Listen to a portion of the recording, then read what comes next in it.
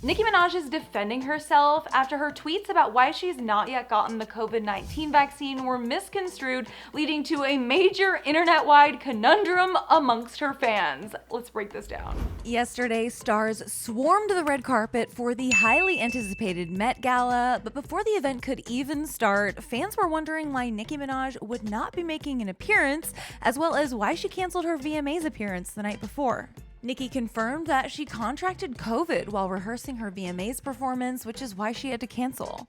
The confirmation came after a fan assumed that the reason she wasn't attending the Met Gala was because she was afraid of COVID. Nicki responded by saying, quote, "I was prepping for VMAs, then I shot a video, and guess who got COVID? Do you know what it is to not be able to kiss or hold your tiny baby for over a week? A baby who is only used to his mama?" So Nicki made it clear that she did not want to leave her baby during this time for the Met Gala or any public events. She also revealed that Drake actually contracted COVID with having the vaccine. People on Twitter began to question Nicki, which led her to respond. She tweeted, "They want you to get vaccinated for the Met. If I get vaccinated, it won't be for the Met." She went on to explain her feelings, sharing, "It'll be once I feel I've done enough research. I'm working on that now. In the meantime, my loves, be safe. Wear the mask with 2 strings that grips your head and face, not that loose one." Nicki then continued to go into greater detail, and things got a little weird as she went on to tweet about a vaccine story which involved her cousin's friend in Trinidad.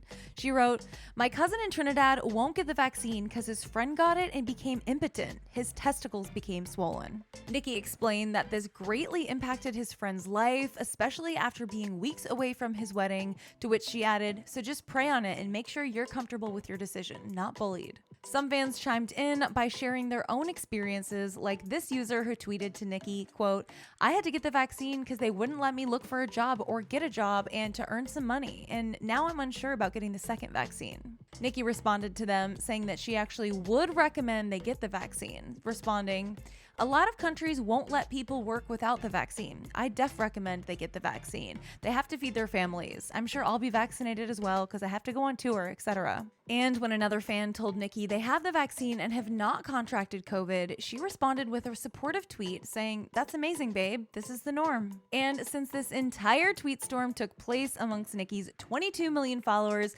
it's not surprising that fans were very worried about her spreading claims that weren't based in studies or science to her audience. Some were just shocked at what had transpired over the course of just a few minutes, like this user who shared, "I went out for a walk and came back, and now my entire Twitter feed is debating the efficacy of COVID vaccines because Nicki Minaj's cousin in Trinidad's friend's balls got swollen. Am I reading this right?" Others began poking fun at Nicki's claims by sharing their own experiences with comments like, "I don't know, my cousin got in a car accident on his way home from getting the vaccine. Vaccine causes car accidents too, look it up." Another user mirrored that approach, sharing, quote, "I won $200 on a scratch off right after I got the vaccine. Vaccines bring you money." But Nicki wasn't afraid to respond to constructive criticism on the matter. When Meghan McCain retweeted Nicki's story about her cousin's friend's reaction to the vaccine, Nicki had a simple response, quote, "Eat you." At one point, she even shared an article from Variety about her tweets, claiming, quote, "Never said this. Glad all my tweets were left up." On it. However, fans were confused as to what she actually meant by her initial tweets, which has since caused a massive debate on her timeline,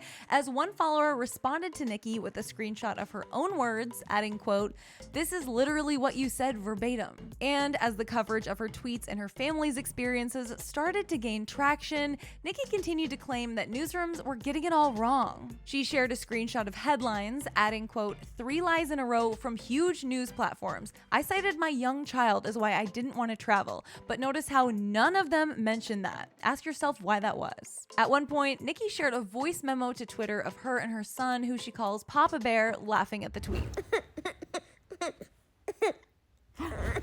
At the time of reporting, the tweet storm seems to have officially died down as Nicki signed off after sharing one final crying and laughing emoji. Let it be known that Nicki Minaj always gets in the last word, but if anything, she can always count on her beloved Barbs to have her back. For more on Nicki, click right over here for another clever video, and be sure to let me know your thoughts on this whole situation in the comments below. What did you think about what Nicki said? For now, guys, I'm your host, Carly Henderson. You can find me on social media at Carly Henderson_, and I'll see you soon.